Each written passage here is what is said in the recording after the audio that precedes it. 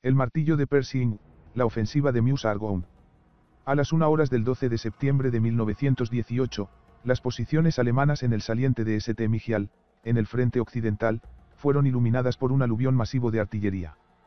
En total, más de 3,000 armas aliadas de todos los tamaños y calibres bombardearon la posición, que hasta entonces había sido relativamente tranquila. Para sorpresa de los alemanes, el aluvión cesó después de solo 4 horas, y las tropas estadounidenses, ubicadas al norte y al sur del saliente, salieron de sus posiciones y comenzaron la peligrosa caminata a través de la tierra de nadie. Los alemanes se sorprendieron por la velocidad y ferocidad del asalto. Sus líneas estaban ligeramente tripuladas, y muchas de las defensas habían sido descuidadas. Las unidades alemanas fueron atrapadas en sus bunkers, preparándose para una renovación del aluvión de artillería que esperaban.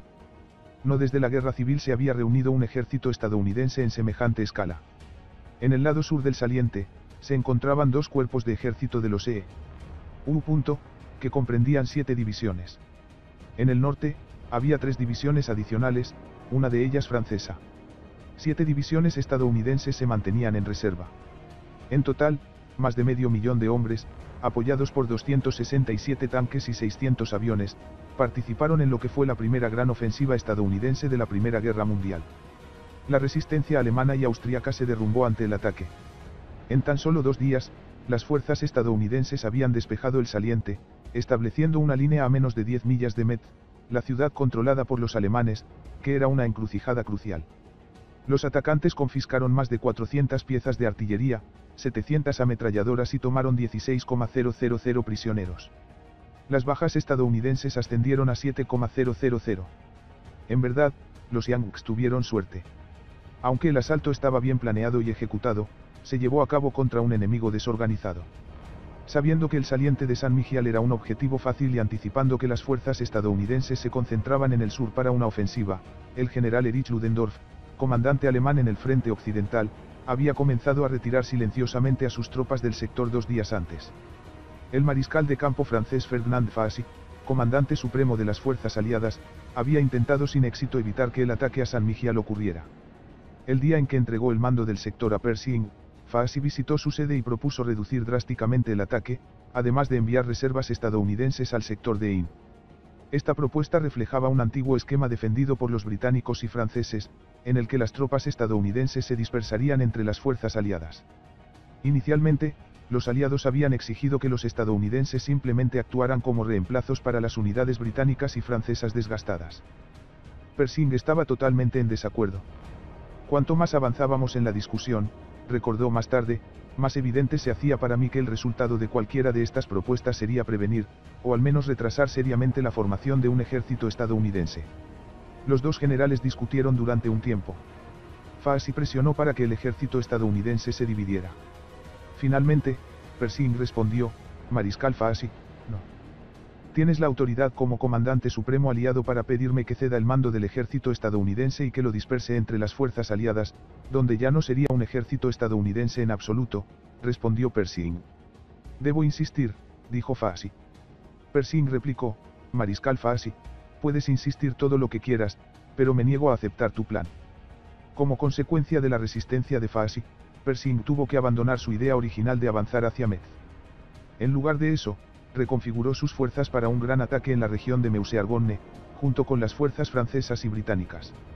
La tarea de Pershing consistía en avanzar 10 millas y unirse al ejército francés a su izquierda, en la ciudad de Abaucourt, al norte de Argonne. Esto sería seguido por un segundo empuje, de otras 10 millas hacia el norte, hasta una línea entre las ciudades de Stenay y Le Chesne, a orillas del río Meuse. Su objetivo era empujar las fuerzas alemanas fuera de las alturas en la orilla este del Meuse. Para llevar a cabo esta tarea, Pershing contaba con 3 cuerpos, I, 2 y V.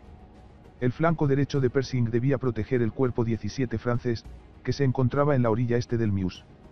Varios factores harían que este ataque fuera mucho más difícil que el de St. Mihiel. Primero, los alemanes esperaban una pelea. El área de combate estaba ocupada por el grupo del ejército von Gallwitz, parte del 5º ejército alemán. En total, había 5 divisiones en la línea, con otras 12 en reserva.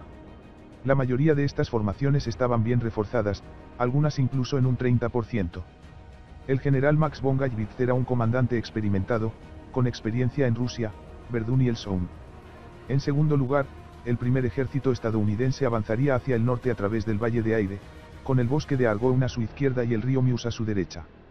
El terreno estaba salpicado de bosques que aún no habían sido nivelados por la artillería y de varias colinas, todas fortificadas por los alemanes. Además, había 3 líneas de defensa, incluida la Kriemhilde-Stellung, parte de la línea de fortificaciones de Hindenburg, que atraviesa las alturas de Romagne y Cunel, justo al norte de la línea principal, y la Freillia-Stellung, 3 millas más al norte. Las alturas en la orilla este del Meuse también estaban bien defendidas. Las posiciones alemanas en esa área podían desplegar artillería y fuego de ametralladoras contra el flanco estadounidense, lo que requería neutralizar esas posiciones. En tercer lugar, la situación logística era mucho más compleja, ya que el sector estadounidense estaba alimentado por 3 carreteras estrechas y mal mantenidas. Por último, debido a que las mejores divisiones de Pershing ya habían sido desplegadas en Saint-Mihiel, donde descansaban y se reagruparon, el ataque tendría que ser llevado a cabo por decenas de miles de tropas menos experimentadas. 5 divisiones, las 35, 37, 79, 80 y 91, fueron sacadas apresuradamente de las áreas de entrenamiento y enviadas al frente. A principios de septiembre, Pershing se propuso movilizar la mayor parte del primer ejército desde Saint-Mihiel y marchar hacia el norte, un movimiento que implicaba el traslado de cientos de miles de hombres, 15 divisiones en total, por caminos ya congestionados con fuerzas francesas en movimiento hacia la zona de combate. A cada división se le asignó un horario de marcha y se establecieron lugares específicos para detenerse durante el día. También se crearon nuevas líneas ferroviarias. Los depósitos de suministros masivos debían ser establecidos, llenados y asegurados cerca del frente. Tras estos, se ubicaron campamentos de reemplazo y hospitales. 3 cuerpos y el cuartel general del ejército también debían ser reunidos, movidos hacia el norte y restablecidos. Lo peor de todo fue que Pershing insistió en que los movimientos se realizaran durante la noche. Debido al éxito en Saint-Mihiel, Pershing, como el resto del ejército estadounidense, se mostró demasiado confiado. Esperaba lograr una sorpresa táctica en la región de Meuse-Argonne y subrayó la necesidad de moverse rápidamente antes de que los refuerzos alemanes pudieran llegar al área. Creía que Montfaucon, un fuerte en el centro de la línea alemana, y el Cote de Marie, un terreno elevado en la retaguardia, debían ser tomados al final del segundo día. Desde allí, planeaba un avance en el que sus tácticas de punta abierta, de puntería y maniobra, pudieran emplearse de manera más efectiva. Pershing contaba con romper el frente alemán mediante una fuerza contundente y divisiones estadounidenses estructuradas para esa tarea. Mientras que las divisiones aliadas estaban compuestas por 3 brigadas, las divisiones de Pershing tenían 4. Pershing creía que las ofensivas británicas y francesas anteriores no habían tenido éxito debido a la falta de recursos. Sintió que al agregar una brigada adicional a sus divisiones, podrían reemplazar mejor las pérdidas sufridas al principio de un ataque. El ataque comenzó a las 5 de la madrugada y 30 del 26 de septiembre. En general, el primer día fue positivo. Cubiertos por una niebla matutina y acompañados por un aluvión de artillería rodante, la mayoría de las unidades estadounidenses avanzaron hacia la primera línea de defensa alemana con solo una actividad enemiga menor. La penetración más profunda la logró el flanco derecho, bajo el mando del 3 Cuerpo, dirigido por las divisiones 33 y 80, que avanzaron casi 5 millas. A medida que el día avanzaba, y los estadounidenses superaban la primera línea de defensa, la resistencia alemana aumentó. Los soldados estadounidenses encontraron puntos fuertes, nidos de ametralladoras y posiciones de francotiradores. Una vez que la niebla se levantó, la artillería alemana comenzó a hacer sentir su presencia en el campo de batalla. La exposición de los estadounidenses se agravó por la falta de apoyo de artillería. Muchos comandantes en el frente simplemente no pudieron mantenerse al día con su propio aluvión. Al final de la lucha del primer día, los alemanes lograron detener el avance de la AEF, dejando atrás los objetivos de Pershing. Las bajas fueron considerables. La unidad que más sufrió fue la 79ª División, parte del V Cuerpo, que lanzó un asalto frontal a Malancourt. El pueblo ocupaba un lugar central en la línea alemana y debía ser tomado antes de que pudiera iniciarse un asalto sobre el fuerte alemán en Montfaucon. Los defensores alemanes en el pueblo y en el flanco derecho estadounidense, en el Bois de Malancourt, exigieron un alto precio a medida que avanzaba la 79ª División. Una vez que se levantó la niebla, la artillería se sumó a la carnicería. La 79ª abrió camino hacia Malancourt y luego empujó hacia el objetivo principal, Montfaucon, donde encontró una feroz resistencia por parte de los alemanes en la cima de la colina 282. Atrapada en un fuego cruzado devastador, la 79ª se mantuvo firme. Los alemanes abandonaron la colina 282 solo cuando la cuarta división americana se desvió por su flanco y giró al norte de la colina. A pesar de que las carreteras estaban completamente atascadas, con suministros y baterías de artillería que no podían ser transportadas debido al barro, Pershing continuó presionando el ataque. Los alemanes estaban ahora completamente alertados, con suministros y refuerzos que complicaron la situación. Aunque el quinto cuerpo logró tomar Montfaucon en el segundo día, sufrió fuertes bajas al atacar las posiciones alemanas en el bosque hacia el norte, en el Bois de Feuilly y el Bois de Ogons. A lo largo de la línea, el progreso estadounidense fue detenido por feroces contraataques alemanes. La 91ª División, que operaba a la derecha del V Cuerpo, tuvo las mayores dificultades. La 91ª libró una intensa batalla por el pueblo de Epionville, un punto fuerte alemán en una pequeña cresta frente a la segunda línea de defensa de la división. Los estadounidenses tomaron Epionville el 27 de septiembre, pero fueron rápidamente forzados a retirarse por un contraataque alemán en el flanco izquierdo de la división. Tras infligir bajas a los estadounidenses, los alemanes retrocedieron de Epionville hacia sus principales defensas en las alturas del norte. Para el 1 de octubre, al final de la primera fase del ataque, el AEF había avanzado unas 8 millas. Las bajas fueron impresionantes, con un número abrumador de víctimas en la parte trasera. La 37ª División sufrió 3,600 bajas y la 91ª, 4,700. En total, el AEF perdió 26,000 muertos y heridos en la primera fase de la ofensiva. La artillería alemana fue la principal responsable, representando casi el 75% de las pérdidas estadounidenses. No satisfecho con el ritmo del ataque, Pershing detuvo la operación, evaluó la situación y reorganizó las fuerzas. El desempeño de las 5 divisiones recién llegadas fue deficiente. Los oficiales inexpertos confiaron en asaltos frontales imprudentes contra las fuerzas alemanas, bien asentadas y experimentadas en combate. Los tanques no pudieron mantener el avance, y la artillería a menudo no respondía a las solicitudes de apoyo de fuego.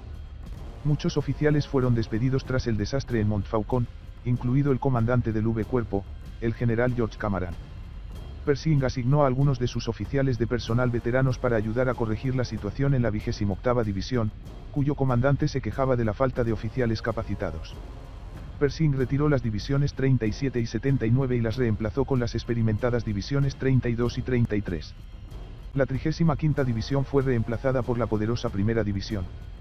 La 91ª División fue retirada de la línea y puesta en reserva, sin ser reemplazada. El 4 de octubre, Pershing reanudó el ataque. Su objetivo eran las alturas de Romagne y Cunel, incluida la ciudad de Cunel y el Bois de Cunel al norte. El punto más alto de las alturas de Romagne era la Côte de Marie, tomarlo haría insostenibles las posiciones alemanas restantes en las alturas. El tercero cuerpo avanzó a lo largo de un frente de 2 divisiones.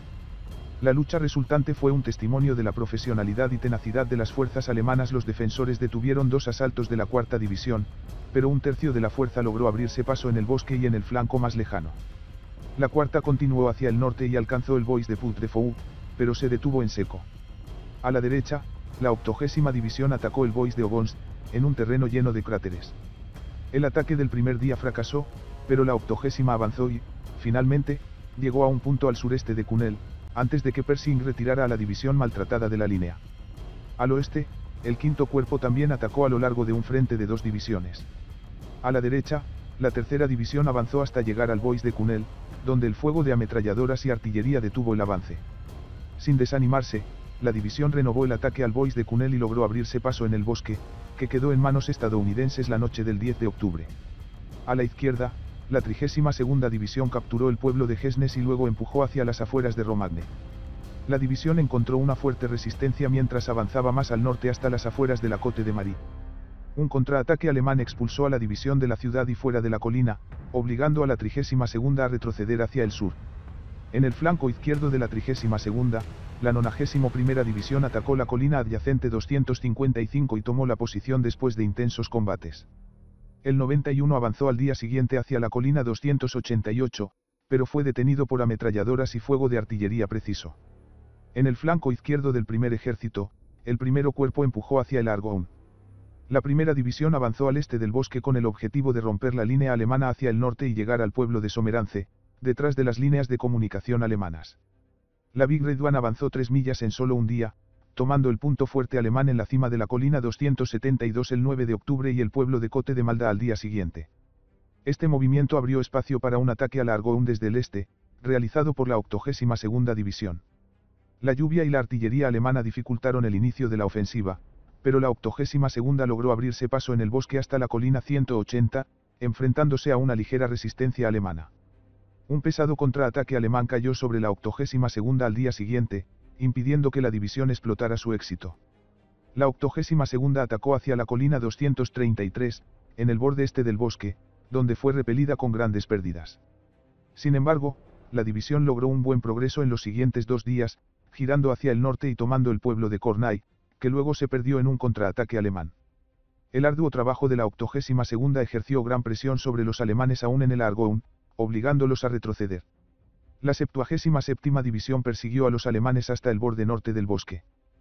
Persing detuvo la ofensiva una vez más.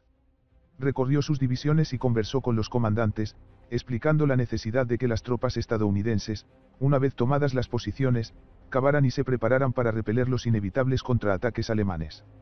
Al enfatizar esta acción, Persing esperaba minimizar el vaivén de la campaña, que había visto numerosas posiciones tomadas y luego perdidas porque los comandantes no estaban preparados para hacer frente a los contraataques alemanes. El AEF había sufrido mucho, perdiendo casi 75,000 hombres desde el 26 de septiembre.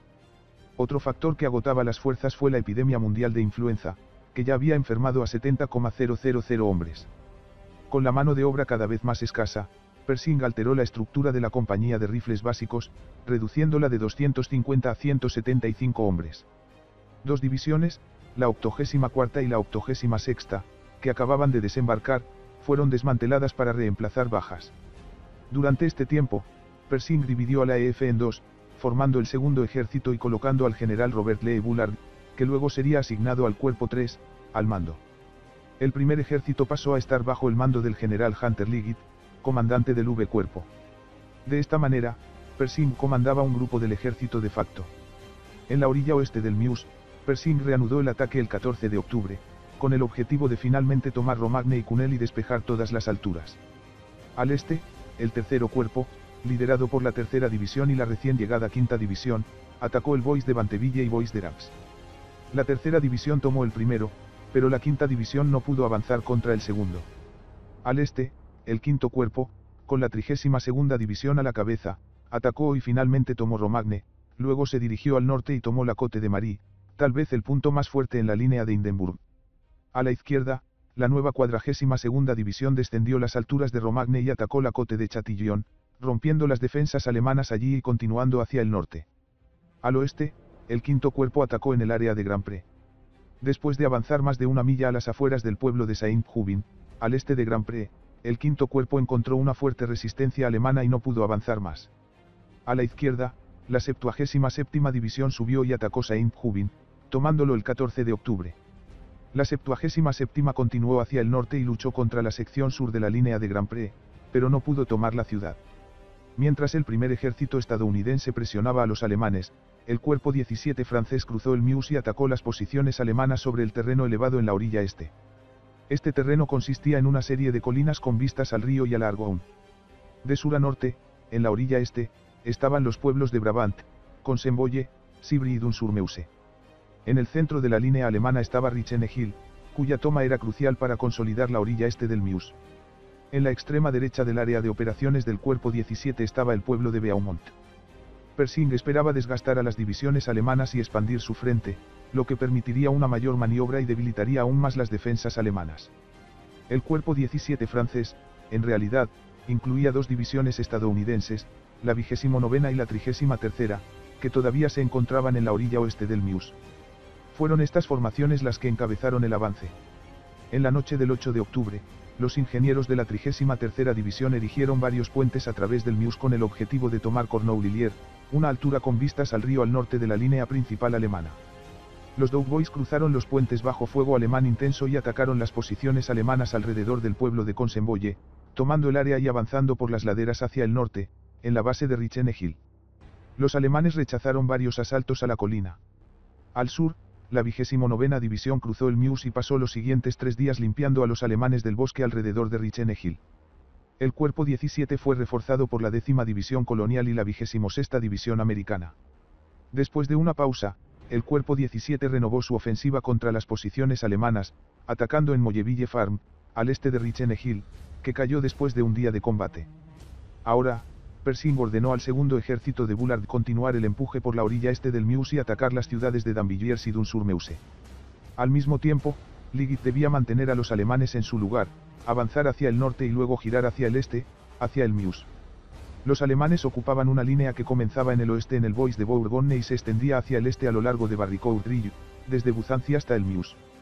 El primero cuerpo tenía la tarea de despejar el Bois de Bourgogne y efectuar una unión con el cuarto ejército francés, mientras que los 3 IV cuerpos se encargarían de tomar Barricourt-Rille. El ataque del primer ejército comenzó el 28 de octubre, pero tras consultar con el comandante del cuarto ejército francés, quien solicitó unos días más para prepararse, el ataque estadounidense fue pospuesto hasta el 1 de noviembre.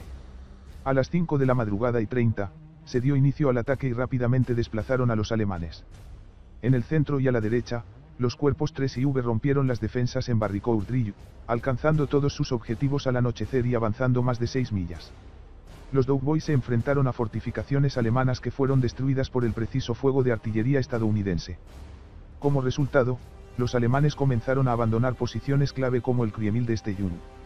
En el sector del I-Cuerpo, los resultados fueron más mixtos. A la derecha, la 80ª división avanzó con éxito, atravesando posiciones alemanas abandonadas. Sin embargo, a la izquierda, la 78ª división se encontró detenida y no logró avanzar ni una milla, enfrentándose a una feroz resistencia alemana en el Bois de Bourgogne. La 80ª división se retiró y se unió al cuarto ejército francés cerca de Boult Auxiliary Bois. Mientras tanto, Pershing estaba preocupado por el movimiento, mientras que Liggett estaba más confiado, argumentando que los alemanes serían forzados a retirarse debido al avance de los cuerpos V y 3 hacia el norte. Al día siguiente, los resultados fueron aún mejores. El cuerpo V avanzó varias millas hacia la orilla del Meuse, tomando Villiers de Bantun y Stenay. La quinta división intentó cruzar el Meuse cerca de Civry-du-Meuse, pero se encontró con un intenso fuego de ametralladoras y artillería desde la orilla opuesta. Bajo condiciones de lluvia y niebla, los ingenieros construyeron un puente en Brieuilles, permitiendo que la quinta división cruzara y continuara hacia el norte, asegurando un puente dañado y permitiendo el paso de refuerzos. Para la noche del 5 de noviembre, la quinta división estaba firmemente establecida en la orilla este del Meuse. El cuerpo 3 avanzó aún más, llegando a las afueras de Beaumont, más de 5 millas al norte de su posición anterior. El cuerpo 17 francés se unió al cuerpo 3 y expandió el frente de ataque hacia el este, tomando Montmedy y estableciendo una cabeza de puente sobre el río Chirs, con la posibilidad de lanzar un ataque hacia Metz. Debido a la colapsada posición de las fuerzas alemanas en el Bois de Bourgogne, estas se retiraron, cediendo terreno al primero cuerpo, que avanzó otras 6 millas. Liggett expresó su satisfacción, diciendo que el golpe dado por los cuerpos 3 y V fue tan fuerte y exitoso que los alemanes no pudieron hacer ningún intento ofensivo. Desde Barricourt, el cuerpo V continuó avanzando hacia el norte, ocupando Beaufort el 4 de noviembre y Villemontry, a orillas del Meuse, el 6 de noviembre. Por su parte, el primero cuerpo continuó avanzando, con las divisiones 80 y 77 liderando el ataque. En los siguientes 3 días, avanzaron más de 10 millas y tomaron varios puntos estratégicos a lo largo del Meuse. La 77ª división cruzó el Meuse en los Villeros el 7 de noviembre con el avance tan esperado finalmente logrado. Pershing comenzó a considerar un avance estratégico hacia los valles del Rin y el Saar. Sentí que deberíamos aprovechar al máximo la oportunidad de destruir los ejércitos en nuestro frente y aprovechar la región que Alemania dependía en gran medida para su suministro de hierro y carbón, comentó. Como resultado, Pershing emitió órdenes que subrayaban la necesidad de avanzar sin tener en cuenta objetivos fijos y sin temor a los flancos. Enfatizó nuevamente la audacia y los métodos de guerra abierta. Pershing siguió mirando hacia el norte, con la intención de lanzar un ataque hacia la ciudad de Sedan, que se encontraba a pocas millas de las defensas del cuerpo. Quería que el honor de entrar en Sedan recayera sobre el primer ejército estadounidense. Esto provocó caos. El comandante del cuerpo el general Charles Summeral, sintió que la orden era abierta a interpretación y decidió hacer una carrera hacia Sedan. Se desató una competencia entre los cuerpos V e I. Mientras la 42ª división avanzaba hacia Sedan, la primera división, bajo las órdenes de Summeral, avanzó a través del frente de la 42ª división y estuvo a punto de ser alcanzada por disparos. Un enojado Liggett acudió a la sede del cuerpo V y ordenó a la primera división que retrocediera. Pershing también estaba furioso. Bajo condiciones normales, la acción de los oficiales responsables de este movimiento no habría podido pasarse por alto, escribió. Pero el espléndido récord de esa unidad y el enfoque hacia el final de las hostilidades sugirieron clemencia. Para el 11 de noviembre, tanto la 42ª como la Primera División estaban en las alturas con vistas a Sedan. Sin embargo, antes de que pudiera desarrollarse el ataque final, los alemanes acordaron un alto el fuego. Durante los últimos días de la guerra, con la mayoría del primer ejército en la orilla este del Meuse y presionando hacia el este-noreste, el segundo ejército también atacó. Estas eran operaciones de pequeña escala, destinadas a obtener ventaja local para una posible explotación posterior. El segundo ejército atacó a lo largo de un frente de 4 divisiones, encontrando una fuerte resistencia y avanzando menos de una milla. El 7 de noviembre, el mariscal Faasi solicitó que se separaran media docena de divisiones estadounidenses para una ofensiva franco-americana conjunta hacia Ciatou-Seilin, al sur de Metz. Como Pershing ya había considerado atacar en esa dirección, estuvo dispuesto a proporcionar las tropas necesarias. El ataque comenzaría el 14 de noviembre, pero nunca ocurrió. La guerra terminó 3 días antes. El primer y segundo ejército de Pershing habían despejado el sector de Meuse-Argonne y se posicionaban para tomar Sedan y Metz, movimientos que habrían amenazado la capacidad de Alemania para seguir luchando. Durante las operaciones, destrozaron el quinto ejército alemán, infligiendo 100,000 bajas y capturando 26,000 hombres, 974 armas y 3,000 ametralladoras. El AEF, por su parte, sufrió 117,000 muertos y heridos. En muchos sentidos, el mayor logro fue logístico. Pershing y su personal trasladaron al AEF desde una área, movieron las divisiones hacia el norte y lanzaron una nueva ofensiva en cuestión de semanas. La propia síntesis de Pershing de la campaña Meuse-Argonne, y de hecho de todo el AEF, ocupa solo unas pocas páginas al final de sus memorias, que fueron galardonadas con el premio Pulitzer. Al igual que las memorias de la guerra civil de Ulysses S. Grant, son un logro literario y un testimonio histórico. El inmenso orgullo que Pershing sentía por sus oficiales y hombres se refleja en los últimos párrafos. Humilde hasta el final, Pershing señala que el AEF no fue perfecto, las divisiones con poco entrenamiento, aunque agresivas y valientes, eran capaces de golpes poderosos, pero sus golpes eran propensos a ser torpes, y el trabajo en equipo a menudo no se comprendía bien. A pesar de sus objeciones, las batallas en Meuse-Argonne deberían ser mejor recordadas, con los estadounidenses tomando un lugar junto a otras grandes batallas de la nación, como las de Desert Storm y las 2 guerras mundiales.